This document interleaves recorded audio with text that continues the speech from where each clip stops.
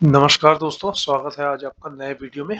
आज हम बात करेंगे जीना सीखो लाइफ केयर लिमिटेड के बारे में। तो जीना सीखो लाइफ केयर लिमिटेड जो है ये एक हेल्थ केयर संस्थान है जो कि प्योरली आयुर्वेद पे काम करता है। अमूमन आपने आसपास जो भी हॉस्पिटल सेटअप देखे होंगे ये सब मैक्सिमम जो होते हैं एलोपैथी पे होते हैं। एलोपैथी के हॉस्पिटल में सेटअप वही रहता है कि जैसे कोई बीमार होगा तो उसमें हॉस्पिटल में जाएँगे, एडमिट होते हैं, उनका प्रॉपर इलाज होता है और ये ऐसे बिल जनरेट करते हैं। तो एलोपैथी के हॉस्पिटल सेटअप में ना बहुत ज़्यादा खर्चा आता है, बहुत ज़्यादा क्योंकि उसकी पर बेड जो रेवेन्यू है वो बहुत ज़्यादा लगता है क्योंकि उसमें मशीनें और इन्वेस्टिगेशंस और ये सब चीज़ें बिल्डिंग वगैरह बहुत ही कॉस्टली होती है। वहीं आचार्य मनीष जी ने ये जीना सीखो इनकी फाउंडर हैं। इनका ये प्योरली सेटअप है आयुर्वेद के ऊपर जिनका सबसे ज़्यादा ध्यान है कि बीमारी से पहले कैसे उसका उपचार किया जाए, बीमारी होने ही ना दिया जाए। तो प्रिवेंशन पे ज़्यादा इनका फ़ोकस है। उसी के बेस पे इन्होंने आयुर्वेदिक हॉस्पिटल की श्रृंखला डाली हुई है। जिसका मॉडल जो है इसमें इनके लगभग अभी जो है ऑपरेशनल हॉस्पिटल हैं 58 जिसमें 2220 के करीब बेड्स हैं ऑपरेशनल और अभी जो इस क्वार्टर में इनने ऐड किए 582 बेडेड इन क्वार्टर में ऐड किए हैं। 100 प्लस सिटीज़ में इनका फंक्शन है ये और 59 ऑपरेशनल क्लिनिक है। तो यानी इनका 2 सेटअप है, ऑपरेशन का एक हॉस्पिटल का अलग सेटअप है और क्लिनिक का अलग सेटअप है। और 400 बेड इनका पाइपलाइन में है अभी और इनको 400 बेड ऐड करने हैं और 23 स्टेट कवर करते हैं। इनका जो यदि आप पिछले कुछ क्वार्टर में या कुछ ईयर में इनका रेवेन्यू देखेंगे तो ये जो 3 ईयर टॉप लाइन जो रेवेन्यू होता है 47% सीएजीआर से बढ़ा है, आरओसी 71% है और ये कंपनी लिस्टेड है तभी अपन इसमें चर्चा कर रहे हैं। तो इनका जो बिज़नेस स्ट्रक्चर है 2 मॉडल पे है। पहला सर्विस और दूसरा प्रोडक्ट। तो प्रोडक्ट में कुछ over the counter OTC product वगैरह ये बनाते हैं। जैसे आयुर्वेद के पेट साफ करने के लिए कुछ डायबिटिक का इनका अलग से वो चल रहा है और पेपर्स पब्लिश होने हैं डायबिटीज़ में, हाइपरटेंशन में और ऐसे ही जितने भी आयुर्वेद के प्रोडक्ट आप लोगों ने देखे होंगे इसी में इनका बहुत सारे प्रोडक्ट हैं जो ओवर द काउंटर सेल में आ रहे हैं और बहुत सारे पाइपलाइन में हैं। सर्विसेज में यदि बात करें तो इनके हॉस्पिटल सेटअप है और क्लिनिक और डे केयर सेंटर है जो कि पेशेंट को एडमिट करना और उपचार करना इनका मेनली काम है। तो आयुर्वेदिक हॉस्पिटल में यदि देखा जाए तो सबसे बड़ी बात है जैसे मैंने पहले कहा कि ये बड़े लो कैपेक्स के हॉस्पिटल्स होते हैं। मतलब लो कैपेक्स से मतलब कि इनका जो कॉम्पिटी मतलब यदि कंपैरिजन करें अपन किसी बड़े ब्रांड से एलोपैथी हॉस्पिटल में तो इनका कैपेक्स बहुत ही लो होता है। 3 से 4 लाख पर बेड इनका सेटअप लगता है और इनका ईज़िली फैसिलिटी हो जाती है जैसे कोई भी यदि बोला जाए क्या बोलेंगे उसको फार्म हाउस वगैरह रेंट पे ले लिए या फ्रेंचाइजीज़ पे ले लिए या कोई पुरानी मतलब फार्म हाउस हो गए, नेचर के साथ में जो करीब में जो संस्थान होते हैं, बिल्डिंग हो गई, वो सब ये फ्रेंचाइज़ीज़ में या फिर खुद के प्रोडक्शन में खड़ा करते हैं और उसको हॉस्पिटल में कन्वर्ट करते हैं। तो इसमें जो खर्च होता है वो अपने जो बाकी हॉस्पिटल की तुलना में इनका कैपेक्स बहुत ही कम होता है। तो इनके जो 117 में से 35 फैसिलिटी जो है वो फ्रेंचाइज़ी मोड पे काम करती हैं। और इसमें इन्वेस्टमेंट और डे ऑपरेशन फ्रेंचाइज़ी पे बेस पे होता है। तो इस तरीके से इनमें चूँकि ये मॉडल है इसलिए इनका रेवेन्यू जनरेशन बड़ी जल्दी होता है। यदि माना जाए कि 100 बेड की फैसिलिटी में अमूमन कितना खर्चा लगेगा तो फर्नीचर वगैरह में 45 से 50 लाख रुपए, मेडिसिन जो मेडिकल इक्विपमेंट में 60 से 65 लाख रुपए और अदर इंफ्रा में डेढ़ 200 लाख रुपए। तो कुल मिला के ढाई 300 साढ़े 300 लाख में इनका बिल्डिंग 100 बेडेड खड़ी हो जाती है और पर बेड लगभग 3 से 4 लाख रुपए पड़ता है। इसमें यदि कॉस्ट देखेंगे सर्विसेज़ की तो ओपेक्स में इनको जैसा इन्होंने लिखा है आप स्लाइड में देखिए सारी स्लाइड जो है जीना सीखो के इन्वेस्टर प्रेजेंटेशन से ही निकाली गई हैं।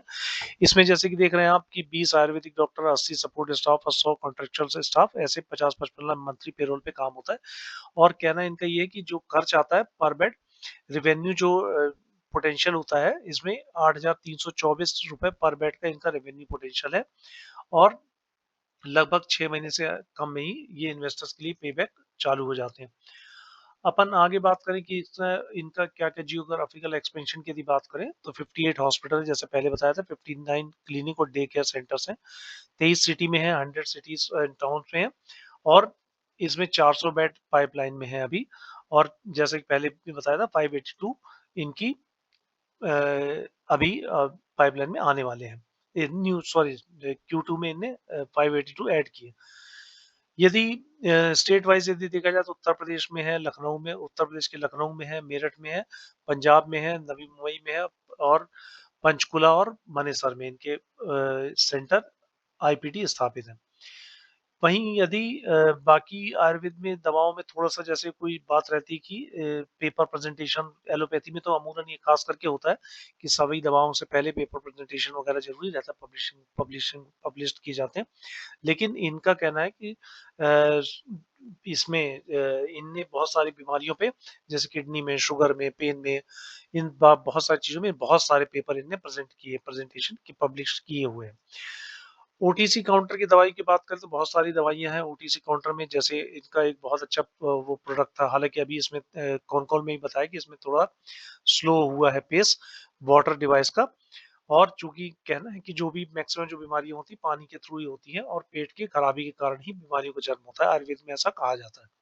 तो सॉरी, उस हिसाब से इनका सारे प्रोडक्ट पेट शुद्धि के लिए या फिर वाटर डिवाइस को उपयोग के में लाया जाता है। ये इनका एक बहुत ही बड़ा प्रोडक्ट है पेट शुद्धि जो कि ओवर द काउंटर अवेलेबल है अभी।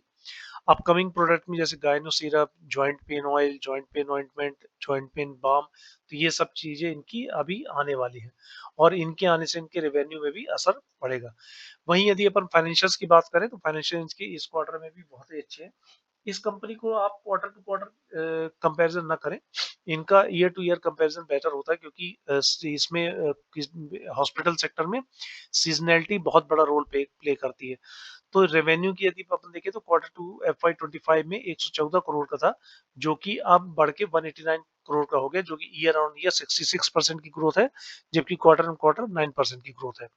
वहीं एबिटा की बात करें एबिटा मार्जिन की तो एबिटा 40 से लेके 40 जो कि लास्ट क्वार्टर 20 एफवाई 25 में था इस क्वार्टर में 92 करोड़ का है। यदि एबिटा मार्जिन की बात करें तो वो 48% है जो कि लास्ट ईयर सेम क्वार्टर में 35% था। पैट और पैट मार्जिन की यदि बात करेंगे तो लास्ट ईयर सेम क्वार्टर में पैट जो था 26 करोड़ का था 23% पैट मार्जिन था जो कि अब बढ़ के 58 करोड़ का हो गया है जो कि ईयर ऑन ईयर यदि देखें तो 121% का प्रॉफिट है। रेवेन्यू मिक्स की बात करेंगे तो गवर्नमेंट में पहले इनका 28% रेवेन्यू था जो कि अब घट के 8.7% हो गया है और प्राइवेट पंचकर्म वगैरह में 53% था जो कि अब बढ़ के 95.3% हो गया।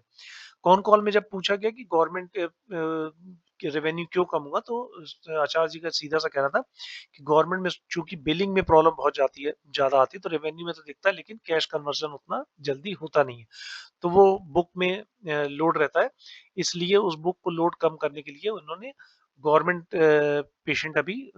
ट्रांजैक्शन अभी कम किया है हालांकि उनका ये कहना था कि आने वाले समय में आयुष्मान में लिंक होने की संभावना है यदि आयुष्मान योजना में इस हॉस्पिटल के आयुर्वेद को लिंक कर दिया गया तो उसमें इनका रेवेन्यू जनरेशन स्वाभाविक है दोनों रेवेन्यू और पैट मार्जिन बढ़ने की संभावना वहां पर रहेगी यदि ऑपरेटिंग मैट्रिक्स की यदि बात करें तो आईपीडी ओपीडी पेशेंट आईपीडी मतलब कि जो पेशेंट को भर्ती किया जाता है उनको आईपीडी पेशेंट बोला जाता है ओपीडी पेशेंट मतलब फुटफॉल जो भी पेशेंट दिन में आते हैं अपना डे केयर करा के इलाज करा के घर चले जाते हैं उनको ओपीडी पेशेंट बोला जाता है डे केयर में यदि पेशेंट आपके हॉस्पिटल में दिन भर के लिए रहता है उसको डे केयर बोला जाता है वहीं ये हॉस्पिटल वीडियो कॉल कंसल्टेशन भी कराते हैं तो यदि ऑपरेटिंग मैट्रिक्स की बात करें तो last quarter same year last year same quarter में सॉरी कंफ्यूजन होता है लास्ट ईयर सेम क्वार्टर में 6111 की आईपीडी थी जो कि अब बढ़ के 9614 की आईपीडी हो गई है वहीं आउट पेशेंट डिपार्टमेंट की बात करें तो लास्ट ईयर सेम क्वार्टर में 84,000 था जो कि 1,40,000 अभी हो गया यदि ईयर ऑन ईयर ग्रोथ देखेंगे तो पेशेंट में 67% की ग्रोथ है तो इसमें यदि देखा जाए तो ये अगर इनको वॉल्यूम बोला जाए तो वॉल्यूम भी ज्यादा है और पेशेंट फुटफॉल बाकी बहुत मतलब 67% ईयर ऑन ईयर बढ़ा है वहीं डे केयर पेशेंट की यदि बात करें तो ये बहुत ज्यादा ग्रोथ है डे केयर में 169% ईयर ऑन ईयर ग्रोथ है जो कि लास्ट ईयर सेम क्वार्टर में 6,380 थी और अब जाके ये 17,154 हो गई है ज्यादातर आयुर्वेद में ज्यादातर आपको केस देंगे डे केयर के ही जो पंचकर्मा वगैरह है उसमें डे केयर की ही ज्यादा जरूरत होती है ओपीडी सीओडी और वीसी पेशेंट में भी बहुत अच्छी बढ़ावत है और वीडियो कंसल्टेशन में तो बहुत ही ज़्यादा है, जो कि 25,000 से इस क्वार्टर में सेकंड क्वार्टर इस फाइनेंशियल 26 में 56,200 347 56,347 हो गई। इसमें सबसे अच्छी बात थी कि जीना सीखो की कौन कॉल मैंने अटेंड करी है। एक पहली कॉन कॉल है जो स्वामी जी हिंदी में ही, आचार्य जी हिंदी में ही कॉन कॉल करते हैं और सारे अच्छी बात है कि ज़्यादा जितने इन्वेस्टर्स होते हैं मैक्सिमम हिंदी में ही सवाल करते हैं। तो कॉन कॉल में जिनका आउटलुक तो था, बहुत ही अच्छा आउटलुक था। हालाँकि गाइडेंस जो है उनने 20 ब 25 बे 22 से 25% का ही दिया है, लेकिन ग्रोथ हमेशा गाइडेंस के क्रॉस ही कही है, पिछली बार भी, इस बार भी। हालाँकि इस बार उनका कहना था कि क्वार्टर 3 जो है हमारा थोड़ा-सा लाइट रहता है हिस्टोरिकली, क्योंकि जैसा मैंने आपको पहले बताया कि हेल्थ केयर सेक्टर जो है, ये सीज़नैलिटी पे रहता है, तो जो क्वार्टर 3 है वो वैसे भी थोड़ा-सा लाइट जाता है। इसके अलावा H1 इसमें ज़्यादा फु अच्छा रहता है H2 की बजाय, सेम रीज़न वही है कि H2 में पेशेंट लोड कम होते हैं, तो आईपीडी कम होगी। वहीं इनका कहना था कि आने वाले समय में ये इंश्योरेंस सेक्टर पे ज़्यादा ध्यान देने वाले हैं, क्योंकि जो बी टू जी मार्केट था गवर्नमेंट का, वो उसको उसमें चूंकि पेमेंट का इशू हो रहा था, तो उसका जो कंपनसेशन है, उसकी जो भरपाई होगी वो इंश्योरेंस सेक्टर से हो जाएगी। इंश्योरेंस सेक्टर के लिए जो सबसे ज्यादा जरूरी चीज होती है कि investigation, pathology, lab documentation, insurance में बहुत ज्यादा मांग, क्लेम सेटलमेंट में ये सारी चीजें बहुत जरूरी होती है, मैंडेटरी होती हैं, सारे पेपर वर्क। तो इसके लिए आचार्य जी का कहना था कि इनने चंदन हेल्थ केयर के साथ इनने टाइप किया है। चंदन हेल्थ केयर के अपने आप में भी ये पहले से डायग्नोस्टिक कंपनी है, जो कि इन्वेस्टिगेशन वगैरह, ब्लड टेस्ट वगैरह सारा करती हैं। और चंदन हेल्थ केयर के से होता ये है कि ये अपने सारे क्लाइंट को एक कार्ड वगैरह देते हैं। तो होगा ये, उससे इनको क्या बेनिफिट होगा? जब पूछा गया कि आपको बेनिफिट होगा कि चंदन हेल्थ केयर को बेनिफिट होगा, तो आचार्य जी का कहना था चंदन हेल्थ केयर का तो नहीं मालूम, लेकिन हमें बहुत ज़्यादा बेनिफिट होगा। वो ऐसे होगा कि चंदन हेल्थ केयर के जो कार्डधारी हैं, उनको कुछ डिस्काउंट में ना एक कुछ नंबर पॉइंट्स मिलते हैं, जो पॉइंट्स इनके हॉस्पिटल में यूटिलाइज़ हो जाएँगे। पेशेंट को उतना फाइनेंशियल लोड थोड़ा-सा कम होगा। दूसरी बात कि चंद जो पहला जो टेस्ट होंगे, जो इनके हॉस्पिटल में जो पेशेंट आएँगे, उनके जो पहले टेस्ट होंगे चंदन हेल्थ केयर में, वो पहले जैसे सीबीसी है, यूरिया है, क्रिएटिनिन है, लीवर प्रोफाइल है, कुछ ऐसे नॉर्मल से जो टेस्ट होते हैं, वो फ्री ऑफ कॉस्ट होंगे।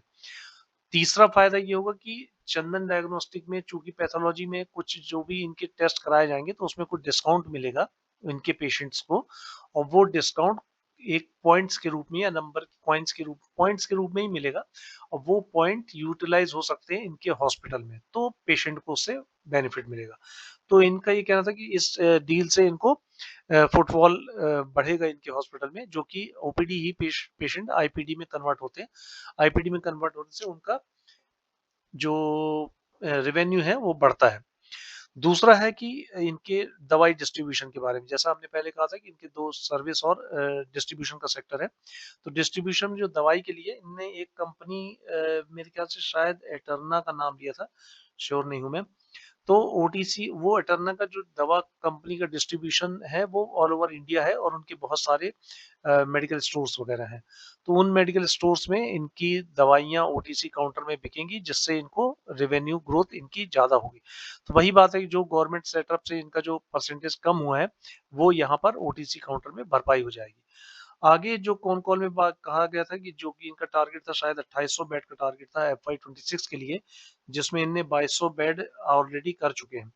लेकिन अब इनका जो जोर है वो रहेगा ज़्यादा ध्यान बेड नंबर बढ़ाने से ज़्यादा रहेगा कि बेड ऑक्यूपेंसी कैसे बढ़ाई जाए, पेशेंट कैसे लाया जाए। तो वो इनका टारगेट था कि ये, अब हमारा ध्यान है कि जो हम बेड बना चुके हैं, अब पहले अपेक्षा थी कि गाइडेंस में 2800 की जगह 3000 या 3500 बेड का और गाइडेंस दिया जा सकता है।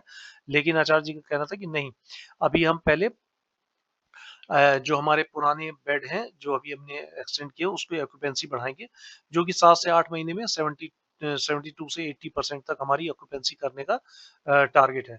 और हेल्थ केयर सेक्टर में जो 80% ऑक्यूपेंसी होती है, ये अच्छी ऑक्यूपेंसी मानी जाती है। तीसरा, यदि आगे लॉन्ग टर्म का इनसे पूछा कि क्या गाइडेंस है, तो लॉन्ग टर्म का इन्होंने बताया कि हमारा 2 से 3 साल में बेड नंबर को 7 से 10,000 बेड नंबर करने का है। जो कि जिस हिसाब से इनका कहना था कि जिस स्पीड से हम चल रहे हैं, वो हम मतलब कंफर्म कर लेंगे। Q3 का मैंने बता ही दिया। साथ में जो जैसा कि आजकल आप ट्रेंड देख रहे हैं कि प्रीमियमाइजेशन का, कि वीआईपी बेड, इनको इनका प्लान ये है कि अब हम वीआईपी बेड भी नंबर ऑफ वीआईपी बेड बढ़ाएंगे। जो कुछ एक एलाइट ग्रुप होता है जो कि नहीं चाहता कि हम जनरल पेशेंट या जनरल पब्लिक के साथ रहें, उनके लिए वीआईपी बेड की संख्या बढ़ाने का इनका प्रावधान है, जो कि शायद चंडीगढ़ या पंजाब में ही, जहां इनका बेसिक सेंटर, वहां उसके आसपास ही करने का इनका टारगेट है। तो कहने को कॉन कॉल वैसे तो बहुत ही अच्छा था और नंबर्स भी बहुत अच्छे हैं। चलिए आगे देखते हैं, आगे क्या कैसा इम्प्लीमेंटेशन होता है और ये सेक्टर कैसे काम करता है। ये बिल्कुल हॉस्पिटल सेक्टर में नया एक तो वो है आयुर्वेद के लिए। तो ये देखते हैं कि लाइफ जीना सीखो लाइफ केयर लिमिटेड के बारे में कैसा होता है।